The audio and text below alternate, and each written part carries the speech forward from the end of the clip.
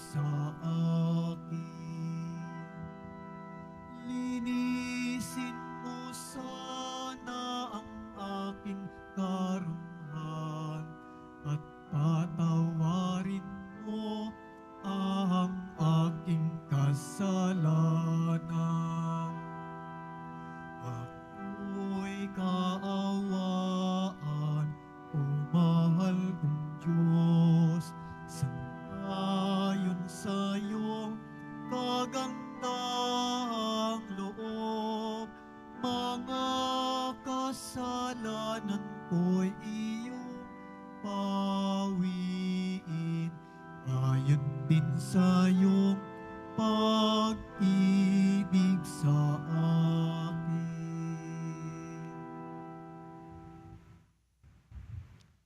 Sa ngalan ng Ama at ng Anak at ng Espiritu Santo, Amen. sumainyo ang Panginoon. At sumaiyo rin. Mga kapatid, aminin po natin ang ating mga kasalanan upang marapat tayong gumanap sa banal na pagdiriwang.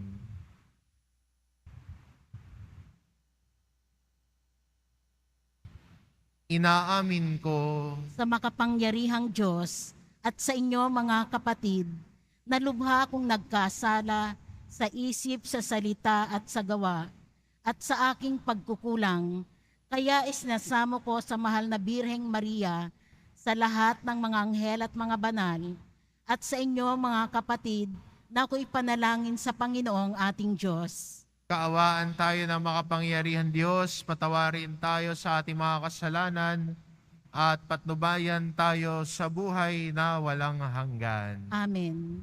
Panginoon, kaawaan mo kami. Panginoon, kaawaan mo kami. Kristo, kaawaan mo kami. Kristo, kaawaan mo kami. Panginoon, kaawaan mo kami. Panginoon, kaawaan mo kami. Manalangin tayo.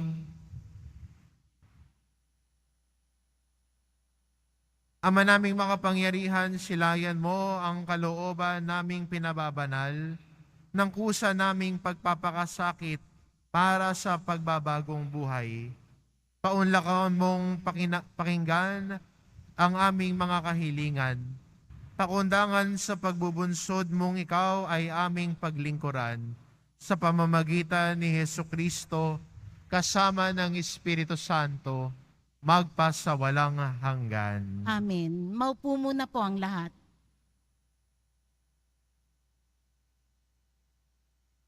Pagbasa mula sa aklat ni Propeta Daniel. Noong mga araw na yon, sinabi ni Haring Nabucodonosor, Sadrak, Mesak at Abednego, totoo bang hindi kayo sumasamba sa rebultong ipinagawa ko? Tanong ng hari.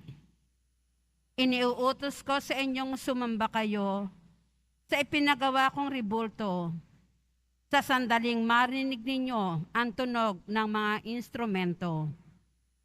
Kung hindi, ipahahagis ko kayo sa naglalagablab na pugon. Tingnan ko lang kung may Diyos na makapagliligtas sa inyo.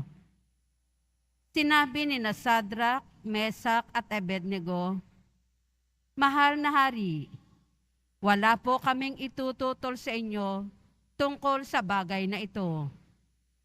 Gawin ninyo kung iyan ang gusto ninyo. Ang Diyos na aming pinaglilingkuran ang magliligtas sa amin sa pugong iyon at sa inyong kapangyarihan. At kung hindi man niya gawin ito, hindi pa rin kami sasambas sa rebultong ipinagawa ninyo. Namula si Haring Nabucodonosor sa tindi ng galit kina Sadrak, Mesak at Abednego. Kaya iniutos niyang painiting makapitong ibayo ang pugon.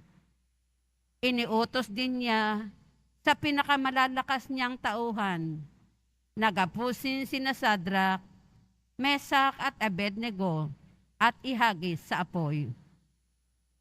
Walang ano-ano'y napanundag si Haring Nabucodonosor. Pamanghang tinanong niya sa kanyang mga tagapayo, Hindi ba 3 lamang ang inihagos sa apoy? Opo, kamahalan, sagot nila. Bakit 4 ang nakikita kong lalakad-lakad sa apoy at hindi nasusunog? At yaong isa, ang tingin ko'y Diyos. Dahil dito, sinabi ng hari, purihin ang Diyos ni Sadrak, Mesak at Abednego.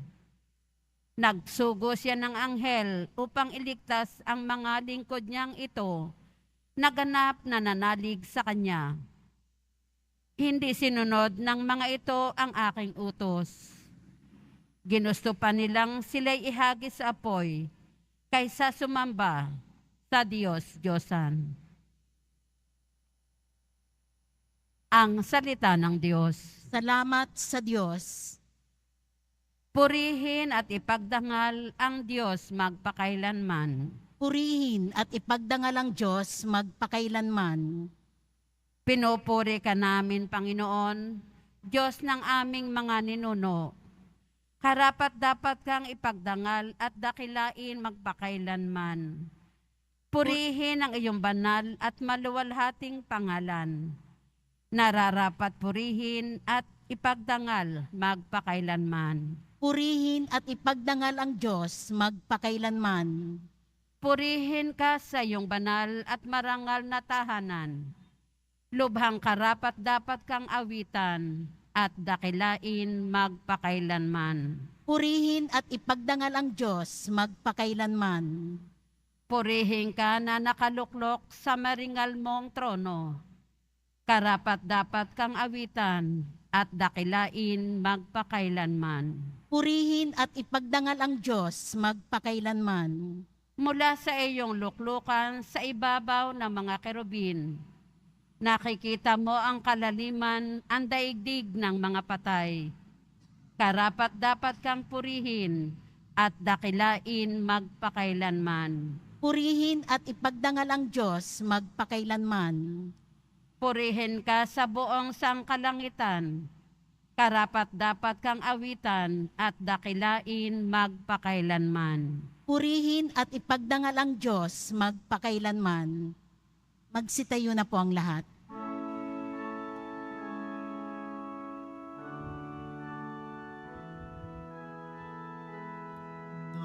Nagpupuri kami sa'yo, Panginoong Jesucristo. Nagpupuri kami sa'yo, Panginoong Jesucristo.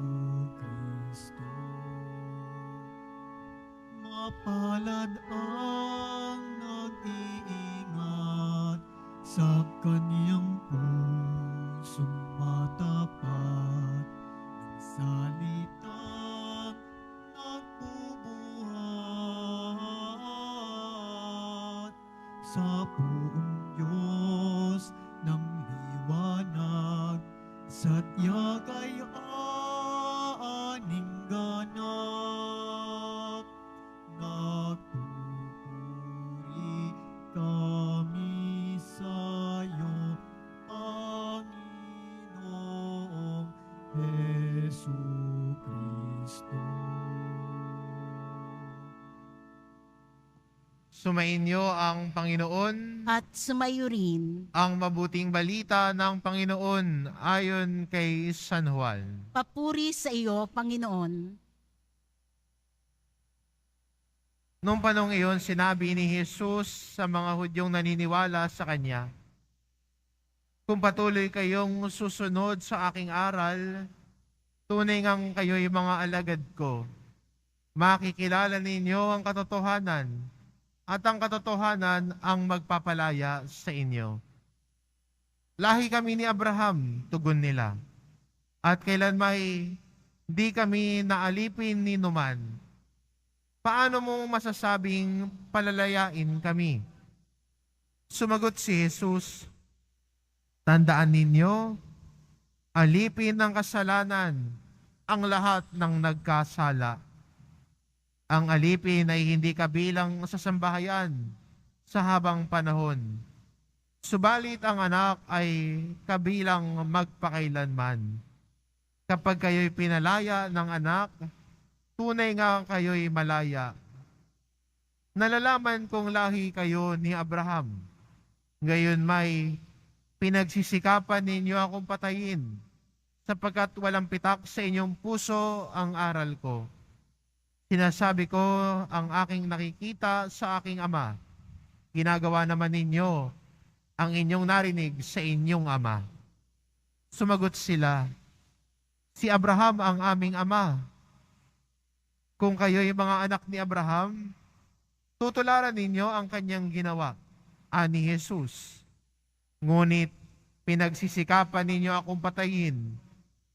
Gayong sinasabi ko lang ang katotohanang narinig ko sa Diyos. Hindi ganyan ang ginawa ni Abraham.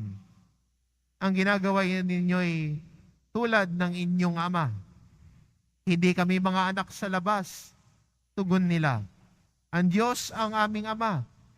Sabi ni Jesus, kung talagang ang Diyos ang inyong ama, iibigin ninyo ako sapagkat nagmula ako sa Diyos. Hindi ako naparito sa ganang sarili ko lamang, kundi sinugo niya ako. Ang mabuting balita ng Panginoon. Pinupuri ka namin, Panginoong Hesukristo. Maupo muna po ang lahat.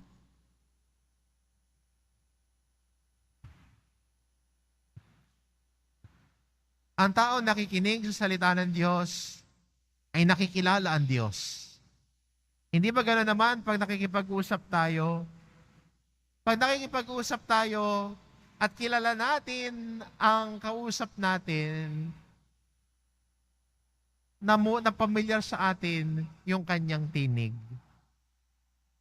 Hindi ba sa magkaibigan, kahit kahit number lang ang lumabas sa cellphone mo at may tumawag sa'yo, pero isang rinig mo pala ng boses niya, minsan sasabihin mong, ikaw ba to?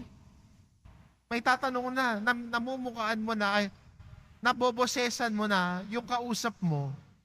At bakit mo siya nabobosesan? Kasi pamilyar sa'yo ang tinig niya. Naalala ko nung bata po ako, ang tatay ko po ay tatawag sa bahay para kamustahin kami. Bago magtanghalian, tatawag siya kung kumain na ba kami. At minsan ay pagsagot ko ng telepono, nung pagka-hello ko, nabosesan ko tatay ko. Pero ang sagot niya, hindi ako tatay mo. Ko, sino kaya to? Ang sagot niya, sino po ito? Ang sagot niya sa akin, ako si Batman. Kahit magbose-bosesan at iba-ibahin niya yung boses niya, alam kong tatay ko yung kausap ko. Kahit na magpanggap siyang si Batman, alam kong hindi siya si Batman. Tatay ko yung kausap ko. Kasi pamilyar sa akin yung boses niya. Lalo na sa mga panahon na wala pang caller ID. Diba? Sa mga nakaabot nun, huli kayo. Nagkakaalaman tayo ng edad.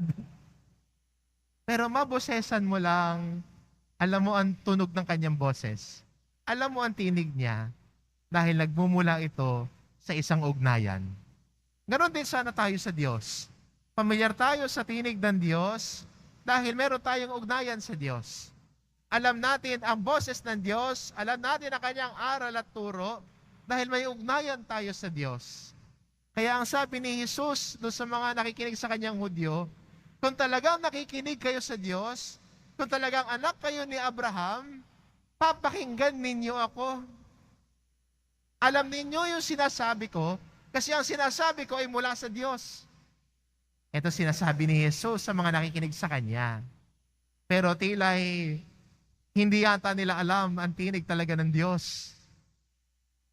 Kasi sabi ni Jesus sa kanila, kung alam ninyo ang tinig ng Diyos, kung ang Diyos ang inyong Ama, wala kayo sanang balak gawan ako ng masama, sabi ni Jesus, kundi maniniwala kayo sa aking aral at turo. Sana tayo din bilang Kristiyano, ay lumalim sa ating pananampalataya. At ang paglalim ng ating pananampalataya ay ang ating paglalim sa ating ugnayan sa Diyos. Na ang kanyang tinig ay pamilyar sa atin. Ang kanyang aral at turo ay bahagi ng ating buhay. At ang kanyang aral at turo ay ating pinaninindigan, lalong-lalo na sa panahon ng mga pagsubok. Kaya kung babalikan natin yung unang pagbasa, si Shadrach, Meshach at Abednego, pinanindigan ang salita ng Diyos sa kabila ng pag-uusig na kinaharap nila. Na ang utos ng Haring Nebuchadnezzar ay bawal sumamba sa ibang Diyos, yung Diyos lamang niya. Pero ang tatlong lalaking ito, na si Shadrach, Meshach at Abednego, ang sabi nila, hindi. Ang Diyos na totoo lamang ang aming sasambahin. Kaya kahit buhay ang kapalit, handa sila dahil mas mahalaga ang ugnayan nila sa Diyos kaysa masira ito ng pagsamba sa ibang Diyos-Diyosan. Kaya sana sa atin bilang Kristiyano, palalimin natin ang ating ugnayan kay Jesus Nazareno, ang anak ng Diyos na nagpahayag sa atin ng mabuting balita. Si Jesus Nazareno na nagpakilala sa atin, sino ang Ama? Paano tayo makakatugon sa Kanya? At mula doon sa pakikinig, tayo lumalim sa ating ugnayan sa Kanya. Ang taong may ugnayan sa Diyos, nakikinig sa Kanyang salita, pamilyar ang tinig ng Diyos, bahagi ang Kanyang salita sa ating buhay. Amen. Magsitayo na po ang lahat.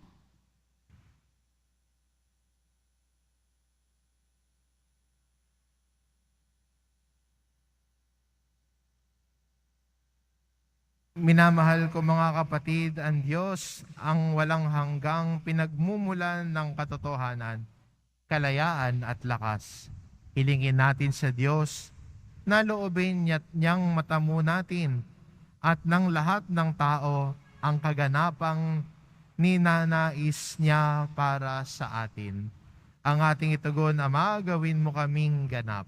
Ama, gawin mo kaming ganap. Ang lahat ng naghahanap sa katotohanan, naway maging bukas at malaya ang isip sa mensahe ni Jesus at sa kanyang simbahan. Manalangin tayo. Ama, gawin mo kaming ganap. Ang ating mga taimtim na gawain ngayong Kwaresma, naway makatulong upang palayain tayo sa pagkaalipin ng labis sa pagpapahalaga sa sarili. Manalangin tayo. Ama, gawin mo kaming ganap. Ang ating pagkaabala sa materialismo na umiiral sa ating panahon, naway hindi makahadlang sa ating paghahanap sa buhay na walang hanggan. Manalangin tayo. Ama, gawin mo kaming ganap. Ang mga may sakit, mga dukha, mga bilanggo, mga walang kaalaman, at lahat ng nagdurusa, naway makatagpo ng paglaya mula sa mga pasanin nila sa buhay. Manalangin tayo. Ama, gawin mo kaming ganap. Butihing Ama, namatay ang iyong anak upang makilala ng mga tao ang katotohanan at mamuhay ng ayon dito. Hinihiling namin ito sa pamamagitan ni Kristo na aming Panginoon. Amen. Maupo muna po ang lahat.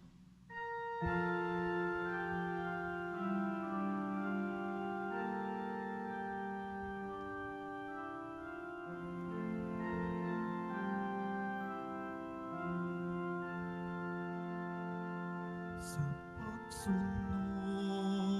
sa utos mo, nalulugod akong labis. Di masukat ang galak ko, pagkat aking iniibig.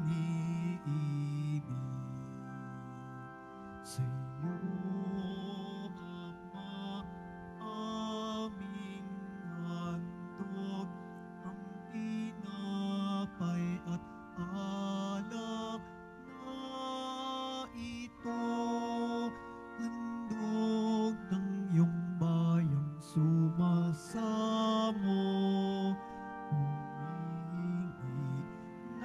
ipatawad mo.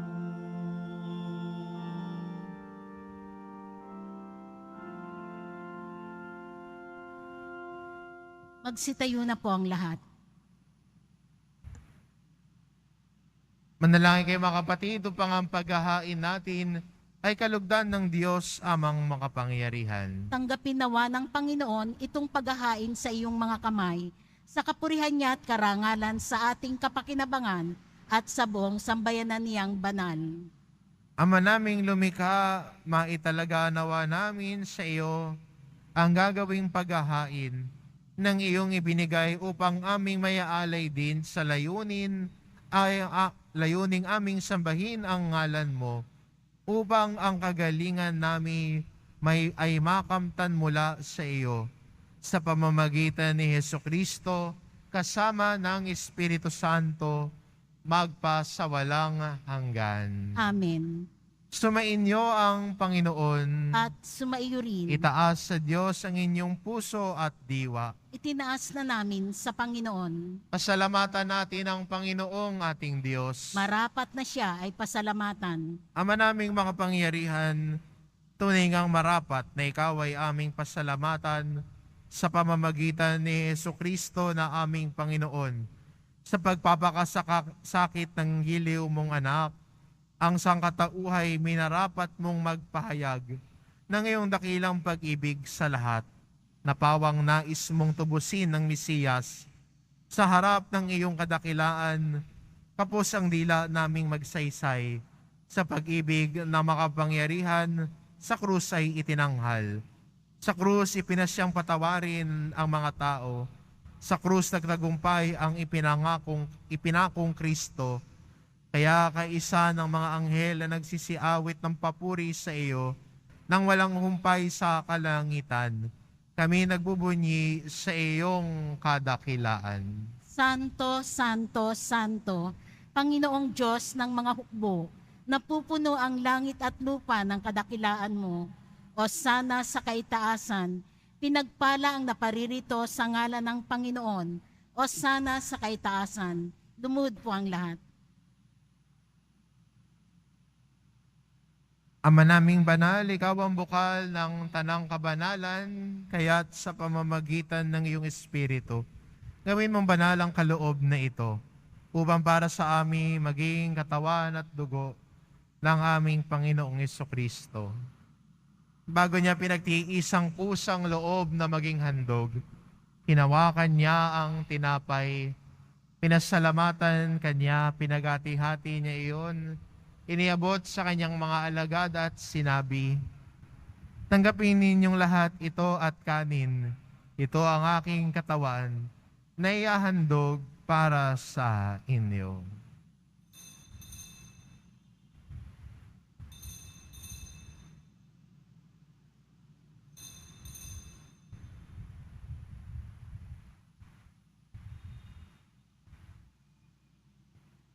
Gayon din naman na matapos ang hapunan, hinawakan niya ang kalis. Muli kanyang pinasalamatan. Iniabot niya ang kalis sa kanyang mga alagad at sinabi, "Tanggapin ninyong lahat ito at inumin, ito ang kalis ng aking dugo, ng bago at walang hanggang tipan. Ang aking dugo na ibubuhos para sa inyo at para sa lahat, sa ikapagpapatawad ng mga kasalanan. Gawin ninyo ito sa pag-alala sa akin."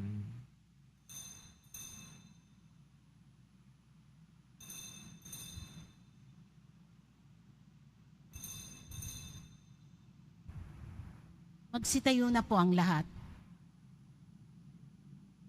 Ipagbunyi natin ang misteryo ng pananampalataya. Si Kristo'y namatay, si Kristo'y nabuhay, si Kristo'y babalik sa wakas ng panahon. Ama, ginagawa namin ngayon ang pag-alala sa pagkamatay at muling pagkabuhay ng iyong anak. Kaya't inaalay namin sa iyo ang tinapay na nagbibigay buhay at ang kalis na nagkakaloob ng kaligtasan. Kami nagpapasalamat dahil kami yung minarapat na tumayo sa harap mo para maglingkod sa iyo. Isinasamo namin kaming magsasalo-salo sa katawan at dugo ni Kristo ay mabuklod sa pagkakaisa sa pamamagitan ng Espiritu Santo. Ama, lingapin mo ang iyong simbahang laganap sa buong daigdig. Puspusin mo kami sa pag-ibig. Kaisa ni Francisco na aming Papa at ni Jose na aming Obispo at ng Tanang Kaparian. Alalahanin mo rin ang mga kapatid naming nahimlay na may pag-asang sila'y muling mabubuhay. Ngayon din ang lahat ng mga pumanaw. Kaawaan mo sila at patuloyin sa iyong kaliwanagan. Kaawaan mo at pagindapatin kaming lahat na makasalo sa iyong buhay na walang wakas. Kaisa na mahal na Birheng Maria, na ina ng Diyos, ng kabiyak ng puso niyang si San Jose, kaisa na mga apostol at ng lahat ng mga banal, na namuhay dito sa daigdig ng kalugod-lugod sa iyo, maipagdiwang nawa namin ang pagpupuri sa ikararangal mo sa pamamagitan ng iyong anak, na aming Panginoong Hesu Kristo. Sa pamamagitan ni Kristo, kasama niya at sa Kanya, ang lahat ng parangal at papuri ay sa iyo, Diyos amang makapangyarihan, kasama ng Espiritu Santo, magpa sa walang hanggan. Amen. Sa tagubilin ng mga nakagagaling na utos at turo ni Jesus na Panginoon natin at Diyos, ipahayag po natin ng lakas loob. Ama namin, sumasalangit ka, sambahin ang ngalan mo, mapasa amin ang kaharian mo, sundin ang loob mo dito sa lupa para nang sa langit. Bigyan mo kami ngayon ng aming kakanin sa araw-araw at patawarin mo kami sa aming mga sala para nang pagpapatawad namin sa nagkakasala sa amin. At huwag mo kaming ipahintulot sa tukso at adya mo kami sa lahat ng masama. Hinihiling namin kami adya sa lahat ng masama, pagkalooban ng kapayapaan araw-araw. Iligtas sa kasalanan at ilayo sa lahat ng kapahamakan. Samantalang aming pinananabikan ang dakilang araw ng pagpapahayag ng tagapagligtas naming si Hesu Kristo. Sapagkat iyo ang kaharian at ang kapangyarihan at ang kapurihan magpakailanman. Amen. Panginoong Hesu Kristo, sinabi mo sa iyong mga apostol, kapayapaan ang iniiwan ko sa inyo, ang aking kapayapaan ang ibinibigay ko sa inyo. Tunghayan mo ang aming pananampalataya at huwag ang aming pagkakasala. Pagkalooban mo kami ng kapayapaan at pagkakaisa ayon sa iyong kalooban, kasama ng Espiritu Santo, magpa sa walang hanggan. Amen. Ang kapayapaan ng Panginoon ay laging sumainyo. At sumaiyo rin. Magbigayan kayo ng kapayapaan sa isa't isa. Kordero ng Diyos na nag-aalis ng mga kasalanan ng sanlibutan, maawa ka sa amin. Kordero ng Diyos na nag-aalis ng mga kasalanan ng sanlibutan, maawa ka sa amin. Kordero ng Diyos na nag-aalis ng mga kasalanan ng sanlibutan, ipagkaloob mo sa amin ang kapayapaan. Lumuhod po ang lahat.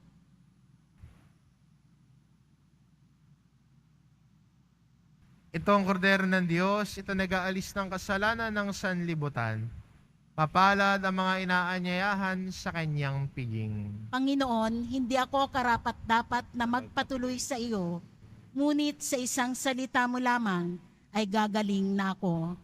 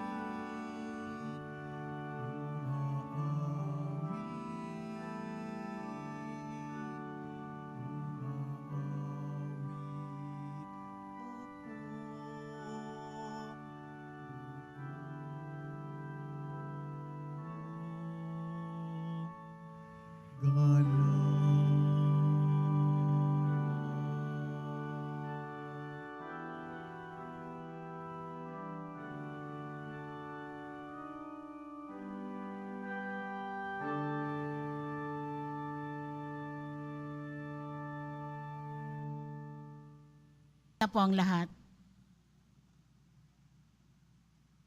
Manalangin tayo.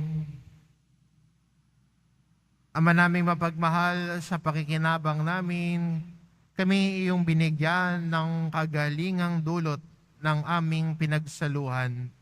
Ito naway umampat ng sa masasama naming hilig, upang lalong tumibay ang kalooban mo sa aming pagkatig. Sa pamamagitan ni Jesucristo, kasama ng Espiritu Santo, magpa sa walang hanggan. Amen. Sumainyo ang Panginoon. At sumayo rin. Mahal na pong Hesus Nazareno, inihayag mo sa pamamagitan ng krus ang walang maliw na pag-ibig ng Diyos sa sangkatauhan.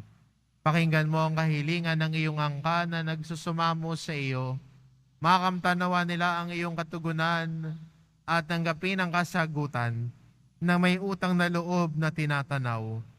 Basbasan din po ninyo ang mga may daladala nilang imahin at dasalan sa pamamagitan ng bendisyon na ito, na may maalala nila ang mga pangako nila noon sa binyag, na ikaw ang kanilang iibigin at paglilingkuran bilang Panginoon magpa sa walang hanggan. Amen.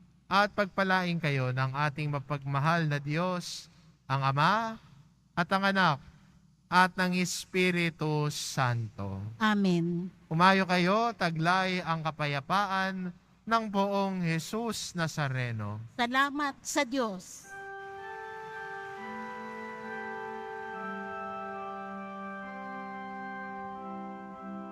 Nuestro Padre Jesus Nazareno, sinasamba ka namin, pinipinto ka namin, aral mo ang aming buhay at kaligtasan.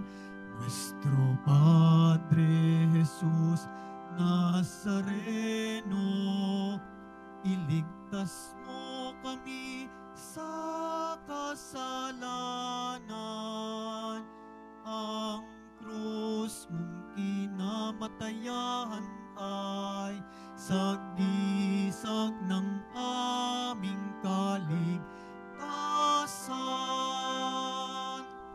Nuestro Padre Jesus Nazareno, dinarangal ka namin. Nuestro Padre Jesus Nazareno, niluluwalhati ka namin. Nuestro Padre Jesus Nazareno, dinarangal ka namin. Nuestro Padre Jesus Nazareno, niluluwalhati ka